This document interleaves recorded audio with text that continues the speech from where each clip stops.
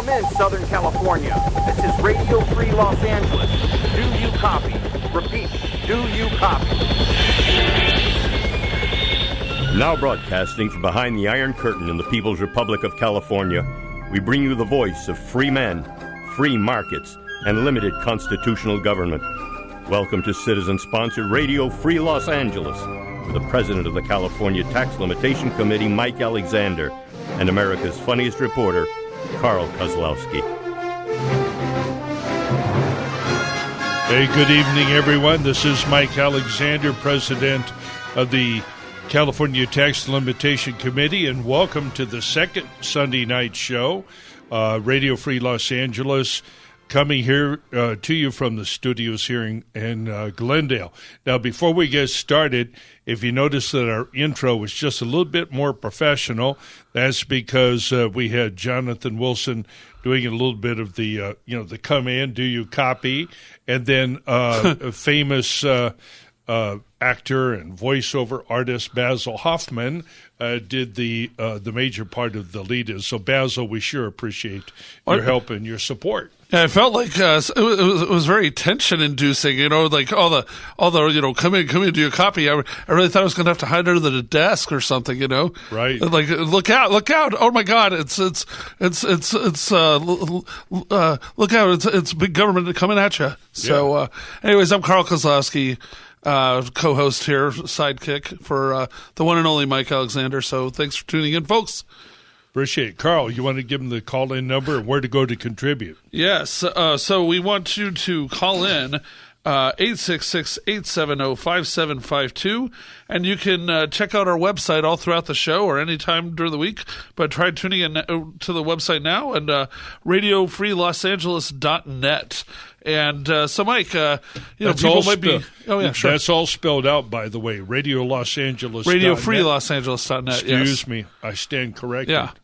Now, those of you who are watching us on Facebook tonight, you notice I only have the camera here because the one on the wall that would show Carl here is not here. So I don't know. I've been relegated to the dunce's corner. I think that's because all the ladies are tuning in for you, Mike. I know. Carl's posse is disappointed here, so you'll just have to call in, girls, if you're missing Carl. Oh. Hey, we've got a good show here tonight.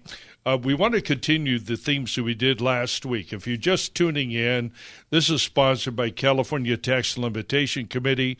We hate to define ourselves in the negative, but what we are not is another talk show.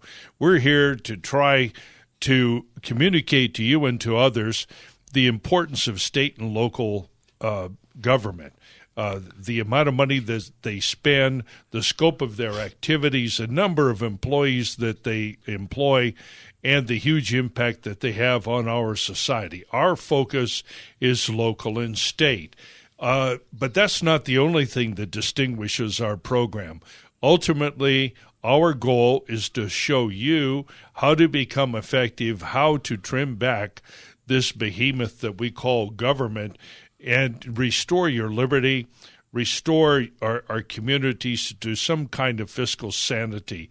A lot of what we do here is numbers, but we citizens every once in a while have to go to work, and this is one of those times. We're going to be going over some financial data here later on, and when we start the second or even partway through the program, we're going to give you a link. In fact, you can write it down right now. If you have something to write with, CATLC, as in California Tax Limitation Committee, CATLC.net, and go to a tab called Government Spending. We've got some exhibits up there because a lot of you are going to say, that was some justification. I can't follow numbers on the radio. I know. So we decided to go ahead and put it up on the internet, and it's a permanent reference, so you can go to it, copy it, send the links to your friends, and start getting them tuned up. I'll just share something with you. A lot of people have asked me, Mike, how come all the numbers? How come the focus on finance? Well, first of all, the enemy's focused on our money, so we ought to be focused on our money. That's just for openers. And in a recent election down in San Marino, I can't tell you the number of people who read the financial materials that we circulated to registered voters and came to me later and said, Mike, thank you so much for what you and your team sent out to us, and, of course, all the politically active people in San Marino, because we never knew. We never knew. We didn't have any idea that the city of San Marino was spending so much, that they were hiring so many people, that they were paying them so much, wow, and that they were so far in debt. Now, these are people who are professionals, who have money, who are well off, who are high achievers in their own professions, whether it be law, finance, or otherwise. But for some reason or other, people just don't focus on what's going on in the city. They see these cities as very benign entities, but I'm here to tell you that there's nothing benign about this virus that we call state and local government. A tumor, if you will. Yeah, it's a tumor. A tumor. And the thing of it is that the people who promote this, and that would be mostly people who believe in government and who are employed by government, the fact is that they have set up a level of compensation and a pension system that has already failed on paper. And it's going to take the cities down. It's going to take them down because these pensions ultimately are unsustainable. They can't be paid and therefore won't be paid. And we'll go into a lot of them. But what I would like to start off with, there's another series that I'm going to start here tonight, and you'll see more of it on the website. And that's what I call Principia Politica, a little Latin lingo there. I'm scared of foreign languages, Mike. So, you are? Could you explain further? Okay. Well, this is a lot of shows like to make intellectual pretensions. Oh, okay. For example, they like to play introductory music that's less martial, something like the Second Brandenburg Concerto, something from Bach. Well, we don't do that. So I thought I would just put my tongue firmly in cheek and call these maxims Principia Politica, which is a little takeoff on Newton's volume by almost the same name, or Bertrand Russell's book, First Principles About Mathematics and Science. In fact, Newton's book is one of the most famous books in science. But in any event, I thought we'd try to articulate some principles here so that we can understand it. And you guys don't have to take notes. I'll put these up on the web here over the next couple of weeks. And ultimately, if we get a big enough audience, we'll try to reduce it to writing and maybe send it out. But let's start with the first one of the first principles. The primary purpose of government is to grow itself. All right, I'll repeat it. The primary purpose of government is to grow itself. Over the years, I have had a lot of people talk to me, and in fact, most talk shows and most political discussions proceed on, I think, misleading premises. That is, they tend to see government in political terms. That is, liberal versus conservative, Republican versus a Democrat, one racial group versus the other. Yep. And they try to explain government or to attack the problem without really understanding how government works. And first and foremost, it is a social institution. It's an economic institution. In fact, I suggest to you that it is a business. Now, it doesn't look like any business that you and I are familiar with. And a lot of people make the mistake of saying that we need to run government like a business. Well, for gosh sakes, government is being run like a business. It's just not our business. And their business is each and every day to grow this thing. Now, I got 1 minute call here from the engineer. Before I go, I want to direct your attention because in the next segment, I'm going to talk to you about two exhibits showing government employment estimates as well as current government spending. So go to catlc.net and look at those exhibits. Be ready. And if you'd like to join us, Carl, the number 866-870-5752. You got it. We'll be back in about 30 seconds, ladies and gentlemen, and then we'll pick it up on the other side. If you like what you're hearing and would like to support Radio Free Los Angeles and the California Tax Limitation Committee, please call area code 626-792-1772, 626-792-1772, or kindly visit our website, catlc.net, catlc.net. You can also watch Radio Free Los Angeles on Facebook Live at radiofreela.us.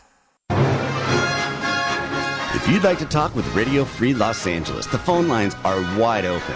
866-870-KRLA. That's 866-870-5752. We're live, local, and here to talk with you. 866-870-KRLA.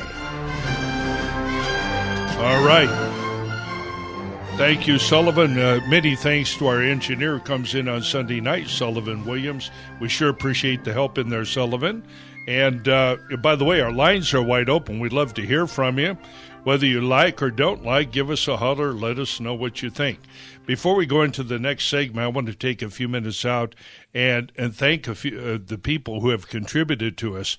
The contributions that we received exceeded our expectations and then some. We thanked a lot of people last week. There's some people we didn't thank that I'd like to do so this week. First of all, Kathy and Dave of South Pasadena. You know who you are. Many thanks to you. That's going to help us keep the show on every week here for the foreseeable future. We also want to especially thank Dominic of Arcadia for his special contribution. We have many other people who have supported us over the years, and I'll mention their first names from time to time because they're the ones who've stayed with us through these 8 long years and have put us in a position now to really attack the government problem where we find it. Let's continue here our discussion about the growth of government. If you guys out there, any of you have managed to pull up this exhibit, and I know many of you are driving, so I'll do my best.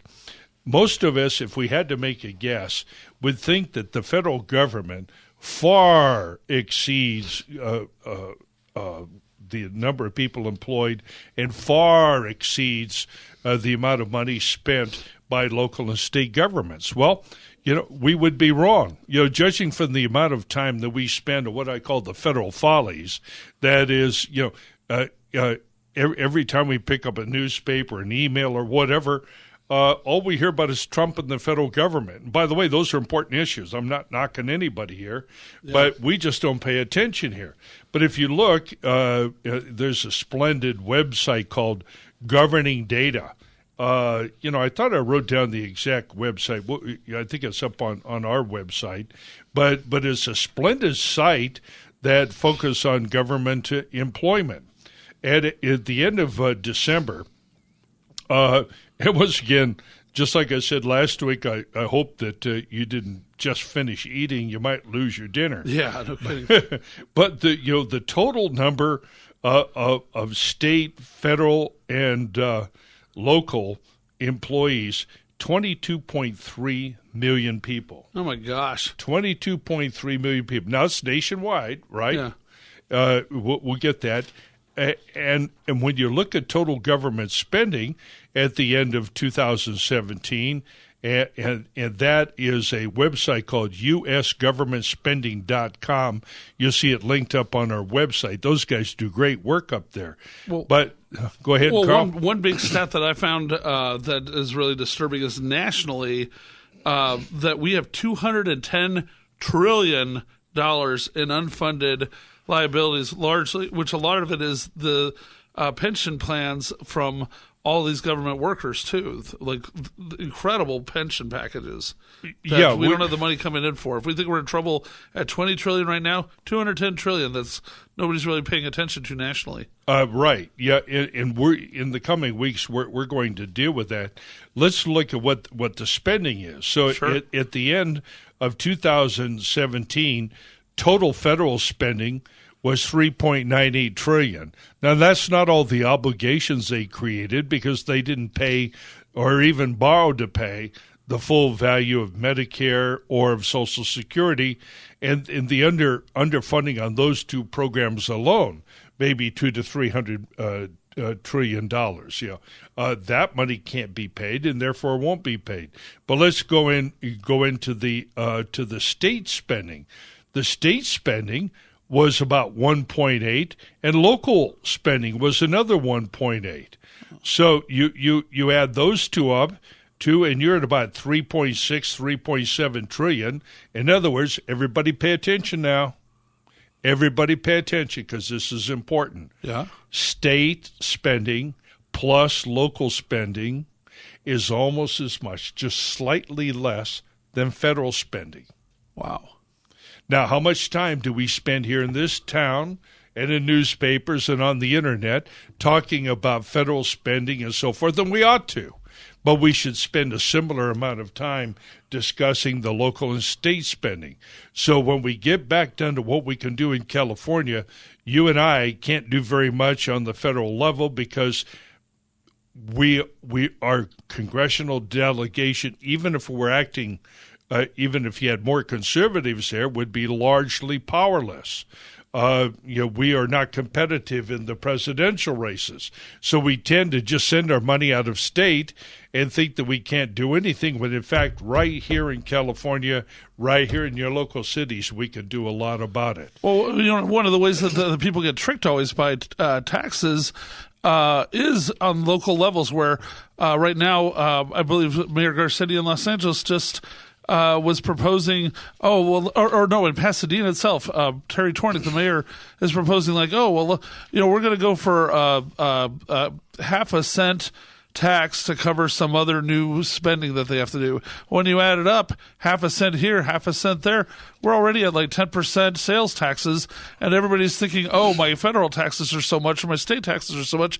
You're paying another 10% just anytime you buy things. That's right. And by the way, not to disagree or correct you, because I'm not sure what the actual number is, but I got a call from a local reporter. Uh-huh. I think it was Pasadena Live. I'm not sure. One of those outlets. Sure. But he asked for my comments on a proposed 0.75. That is. That's it. That's what I was thinking. Yeah. 0.75, and he asked me what I thought about it. Well, the redacted version of what I said was that it was outrageous when you add it on. Now let's just talk about it for a second.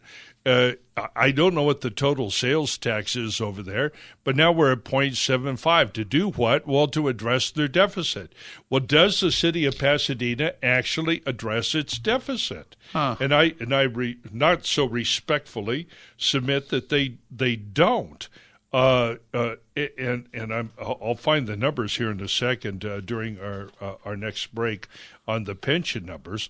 But the city of Pasadena is no better at paying its pension debt than anybody else. So always raising more money, more do-gooder programs. Have you seen those stupid bike racks that they have all over Pasadena?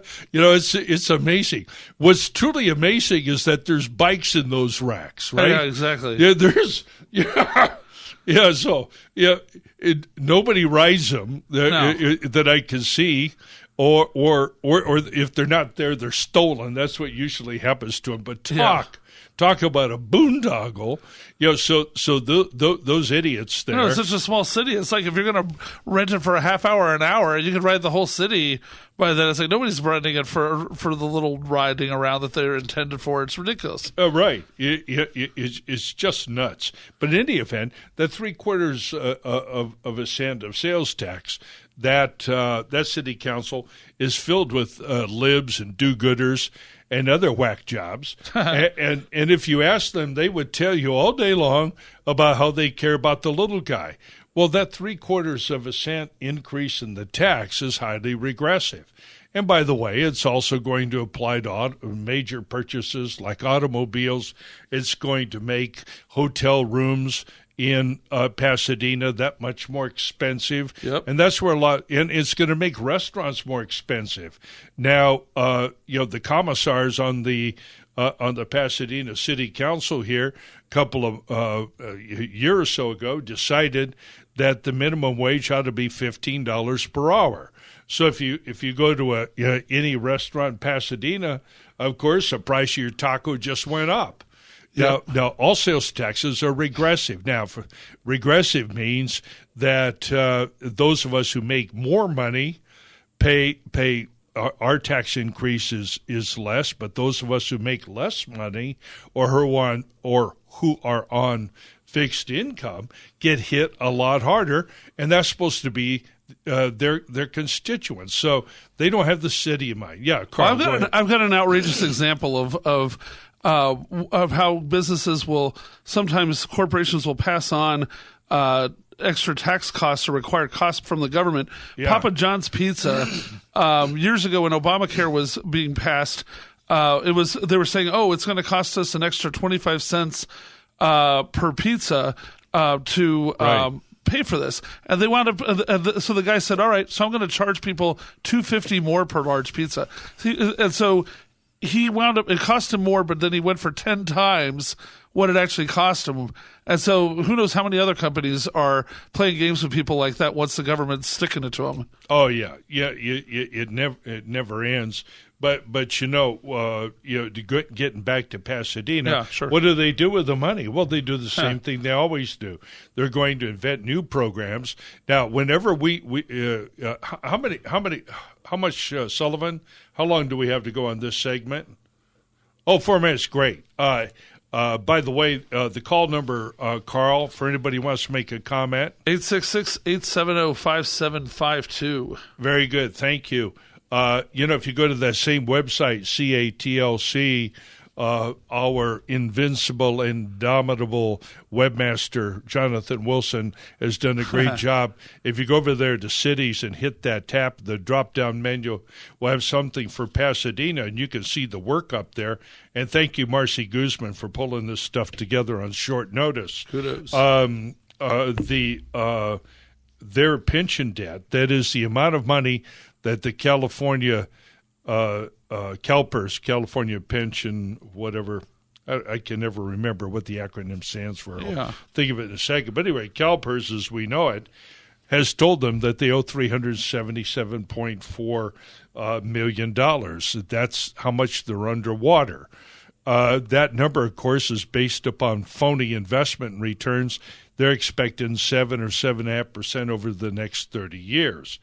However, the Stanford Institute for Economic Policy estimates that the actual pension obligation may be as high as, now wait for this, drum roll, trumpet volley, may be as high as $1.5 billion. Wow.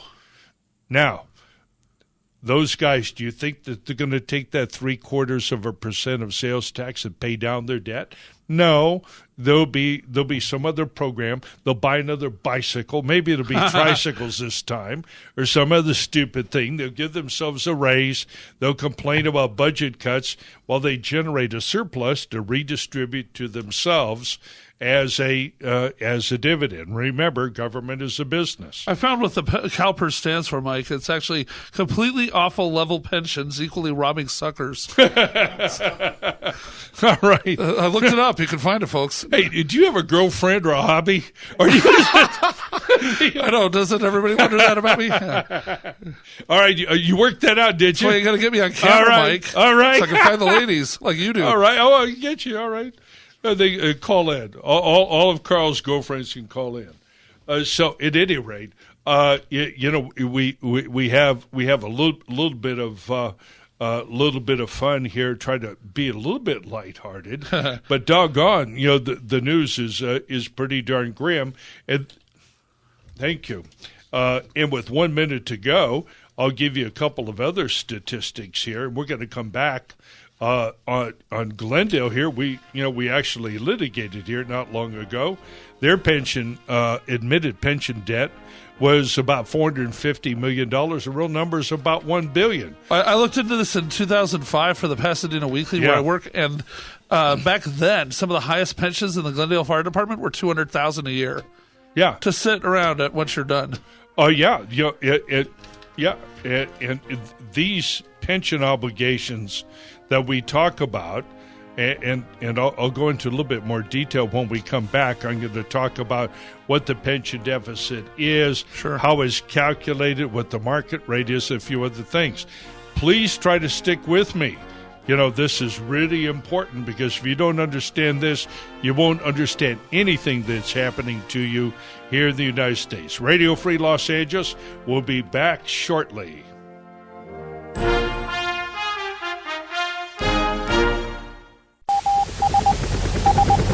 Come in, Southern California. This is Radio Free Los Angeles. Do you copy? Repeat, do you copy?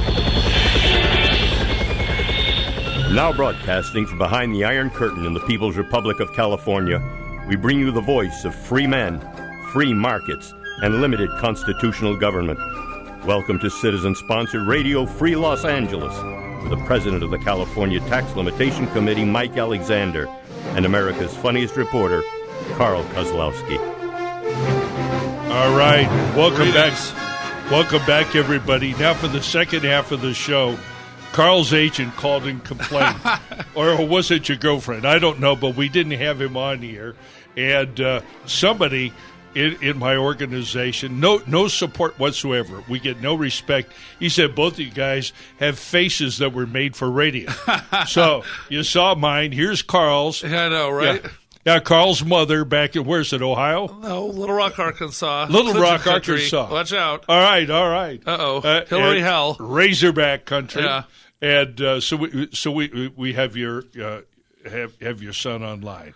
What we want to lead off the top of this hour. Numbers are hard to do. Sure. They're hard to listen to, and they're even harder in a lot of ways for those of us who are on this side of the microphone to try to communicate. But before we do, I want to go back into a couple of things. We'd love to hear from you. Our phone lines are wide open here. You can call us at 866-870-5752. 5752 is also KRLA, the station that we're broadcasting on. This we like to refer to as citizen-sponsored radio. We do sell a few ads here and there, and we will be selling more in the future, but this is very much your show. Certainly not mine or those of us here at California Tax Limitation Committee. This is your show. We're here to work for the common good, and we need your support. We can't do this all by ourselves, and we're fortunate to have a number of wonderful and generous contributors. But when you consider the fact that the California Teachers Association alone takes in $350 million a year in dues, this gives you some idea of what we're up against. Oh, yeah. And why we have to work. So, here, there's lots of things that you might be able to do with your time. We're glad that you're here with us, and we do promise to educate you while you're here. Well, and I think that we don't want to go all like PBS on people and everything, but bringing you a great show like Radio Free Los Angeles doesn't actually happen for free. It's just a different kind of term like freedom. But I think the big difference between how we ask and how PBS asks is that we're bringing you news you can use and get inspired to do action with. And instead of rerunning like a Burt Bacharach concert from 1975 or Rick Steves telling you for the 1,000th time how to pack for a trip to Europe, you ain't going to go to Europe if the government's taking all your money, folks. So you got to learn what to do to fight back. Our show is a great way to find out what's going on out there. So a simple donation to our site, radiofreelosangeles.net, enables us to stay on the air each week, to become aware of the latest scams, scandals, and pilfering by the government at the local, state, and federal levels. And we're bringing you a dose of humor so you don't have to feel like you're being trapped in a pit of despair. So It's also a great place to advertise your business. So, check in with us through the website or also by calling the office for us, 626-796-7172. And we'll work out a great way for you to advertise and be heard by fellow listeners that are into the same causes as you are, and guarantee it'll work out great. That telephone number is 626-792-7172. Hang on. Oh, did I get it wrong? Oops. No, our office number is 626-792-1772. Oh, my God. Yeah, well, it's that ADD thing kicking in again, Yeah. Don't worry. It had to happen during the half that I'm on video. Wonderful. That's right. This sobriety is difficult. Right? You don't have anything to steady your hand. All right. Hey, we'll do Thank you for the correction there. Sorry, sir. That's all right. Thank you, sir. May I have another? Set them up. Hey, we're having a little bit of fun. It's great that all of you can join us here tonight. We want to direct you again to our website, CATLC, and particularly Radio Free Los Angeles. Spell it all out. RadioFreeLosAngeles.net. You can sign up and give us a little love. God knows we need it. CATLC, California Tender Love and Care. There you go. .net. Oh, yeah, I know. And those government people. By the way, a lot of you folks out there probably don't realize it, but we have a very active email list. And we quite deliberately looked up about 70 cities that have utility users taxes, and we identified all the city councilmen, all the city mismanagers, the mayors, the city council, city attorneys, and all those people, and we put them on our email list, right?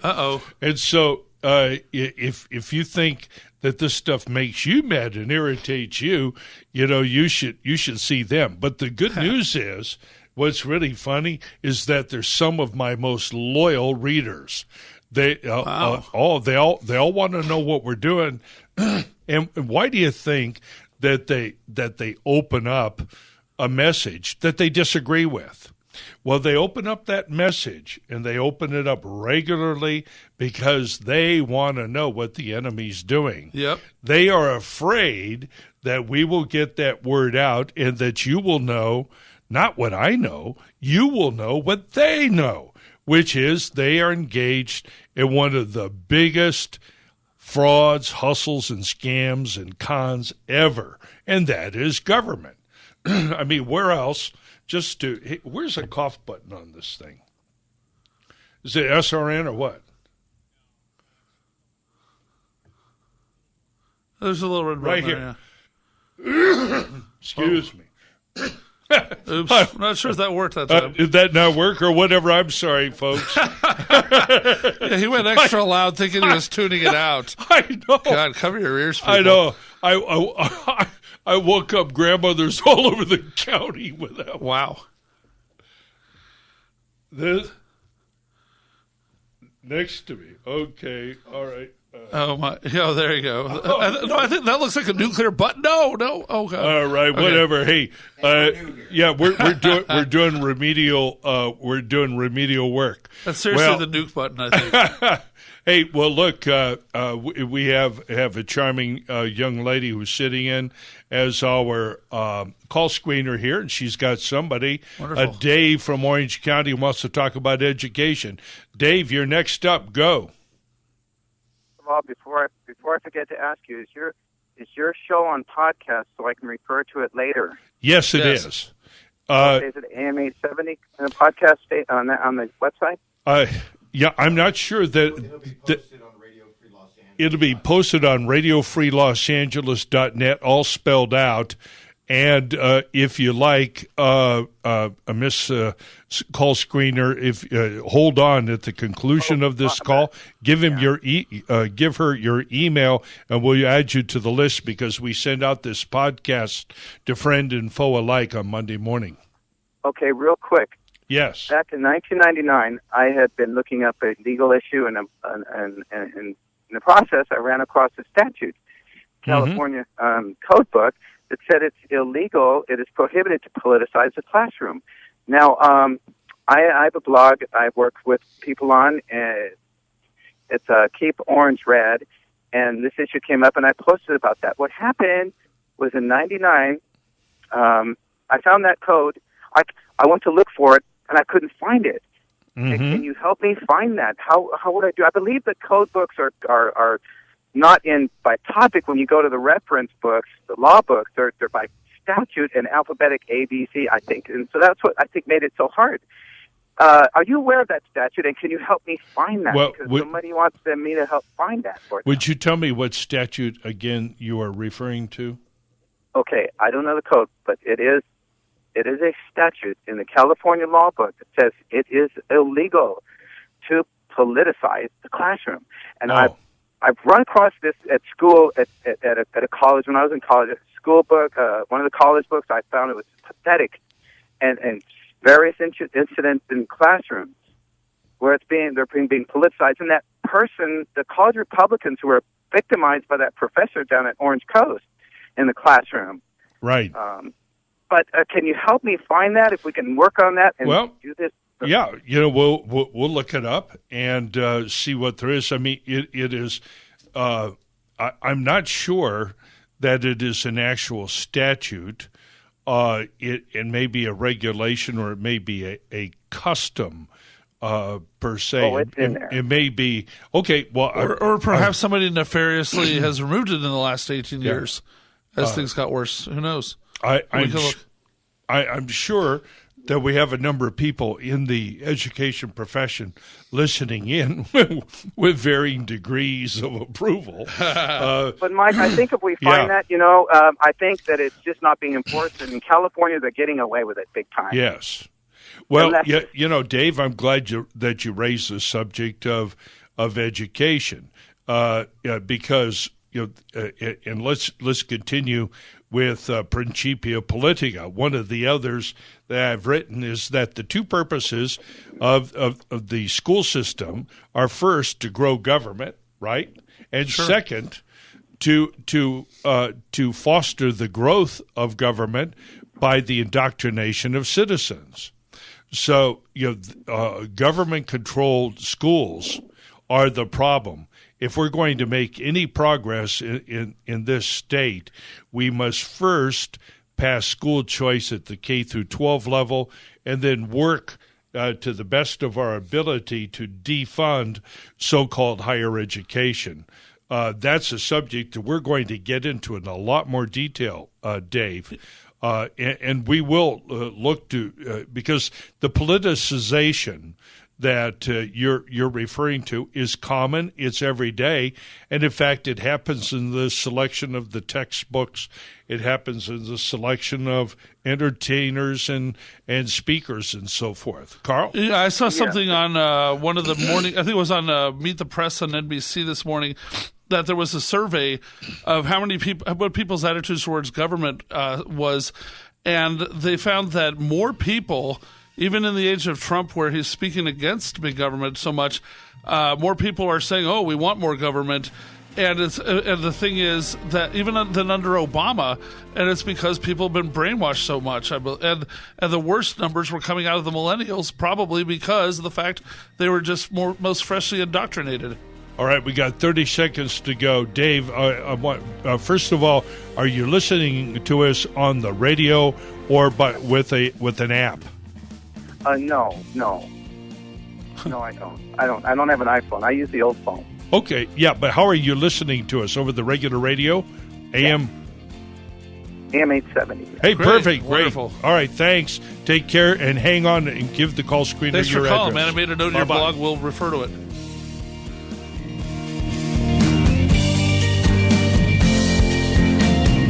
If you like what you're hearing and would like to support Radio Free Los Angeles and the California Tax Limitation Committee, please call area code 626-792-1772, 626-792-1772, or kindly visit our website, catlc.net, catlc.net.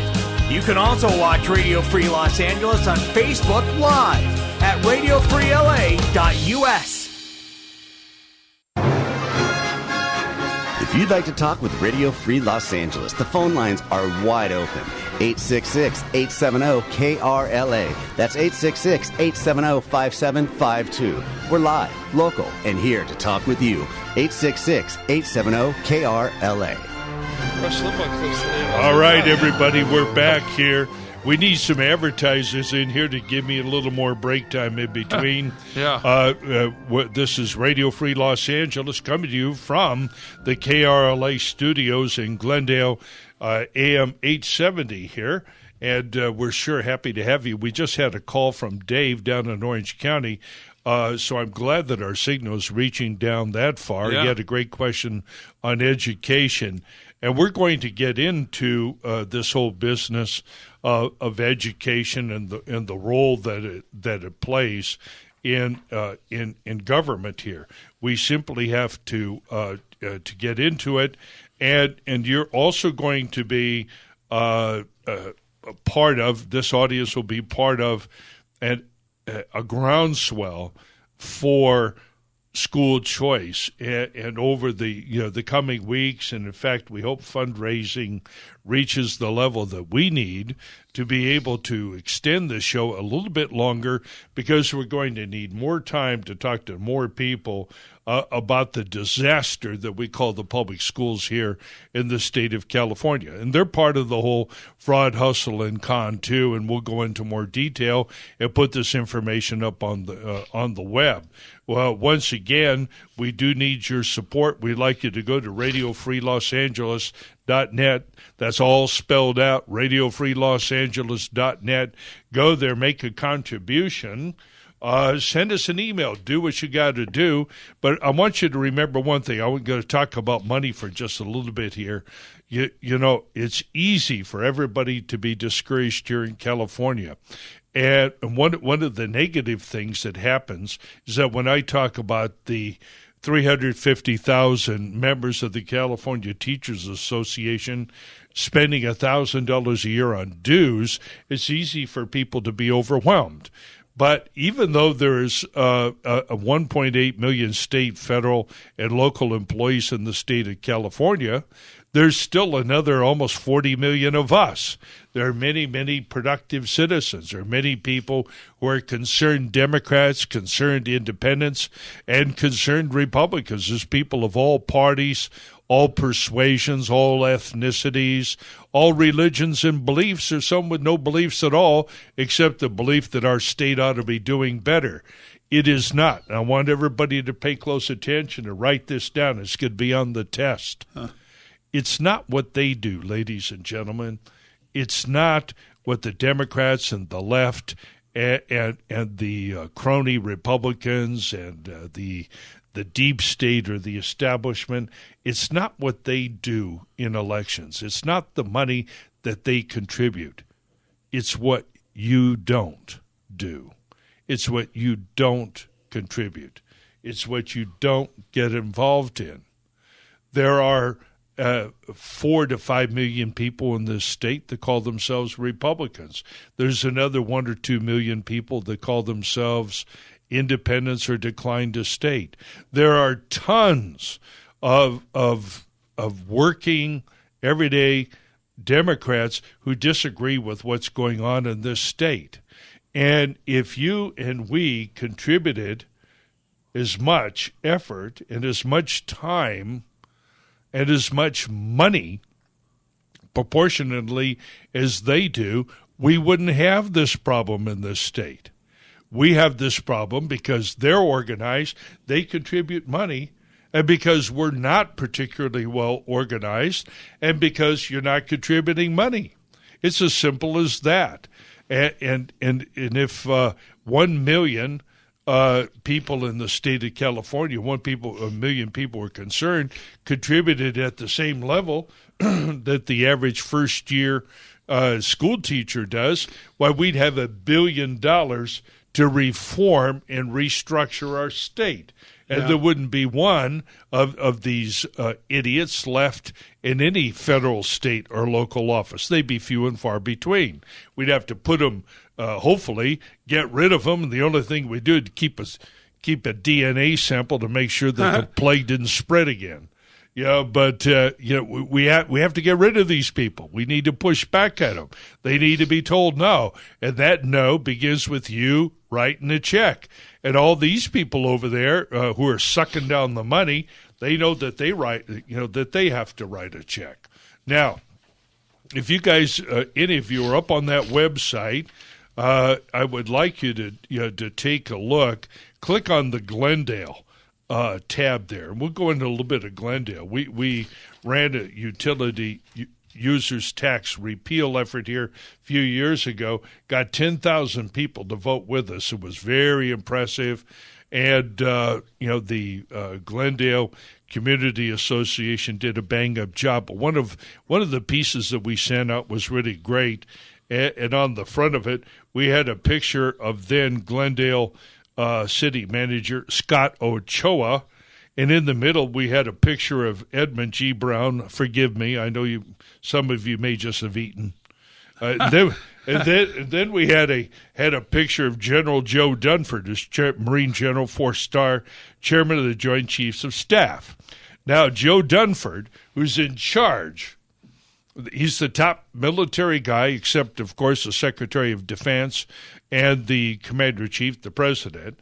He's the top guy. He's in charge of all. He has the defense of the entire United States and our allies is his basic responsibility from a military perspective.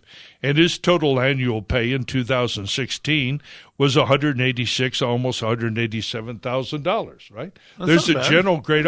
Yeah, I mean, But then when you think about what they're getting locally, right? right. Yeah. He's the top guy. And then Moonbeam here, who happens to be the governor of the entire state, whether you think he earns his money or not, he's getting paid $190,000 for 2016. Huh. Now, how about Scott Ochoa, the former city manager? He's off to some other place now. I've affectionately referred to him as General Ochoa. Now, what does General Ochoa make?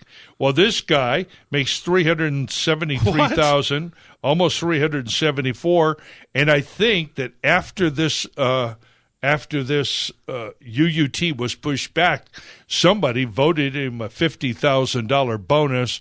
And then they got rid of him for some reason. I don't know. Man, I'm surprised that Governor Brown doesn't find out some of these salaries are bigger than his and send out a hit squad himself.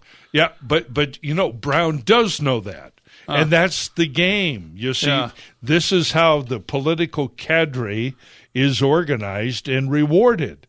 That's how this crime operates. You grow government. You pay your people very well. You make them the real 1%ers in this country. Wow. You compensate them extravagantly. You don't work them too hard, right? No, of course not. That way they'll live forever to collect that lifetime pension. Then you give them free lifetime medicals. If that weren't enough, right? They didn't work that hard. They're going to be retired forever. So, we're going to give them the best medical care we find just to keep them alive, right? Yeah. Yeah, it seems to me to be counterintuitive, but this is the game that goes on, and it's not unique. So if you want to go in, take a look at Glendale, and you'll find out that it's a pattern with these people. Median pay for full-time city employees, from 2012 to 14, kicked up to $95,000 a year. Well, I'm out of here, man. You're not paying me enough. I'm going to go become a city employee. That's right, exactly. Yeah. But you're probably too productive. Yeah. You may have a work ethic. All right. Yeah, I can't have that. The expenditures go up and so forth. And by the way, before I forget, we've talked about initiatives. We support a lot of initiatives. One of the things that these thieves did. After Trump and others managed to deregulate a portion of our energy industry, and we got fracking through and so forth, gas prices came down. Well, when the state of California saw that, they could see a lot of extra money. Said, well, hey, all these chumps that we called Californians are used to paying high taxes, so we're going to grab that extra revenue, and they jacked up our gas taxes. Carl DeMaio and other people trying to reform California as their group down there. They've done marvelous work in advancing this, and right now the update is this: they're gathering signatures here. I think they're past the 400,000 mark, and they're getting close to 500,000, but we shouldn't let up.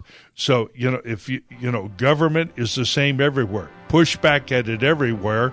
Go to our website at CATLC. I think we have a link there to if you need petitions, you should circulate and sign them. Believe me, the enemy is doing so. We'll be back on the other side, and we'll continue with our tale of financial woe.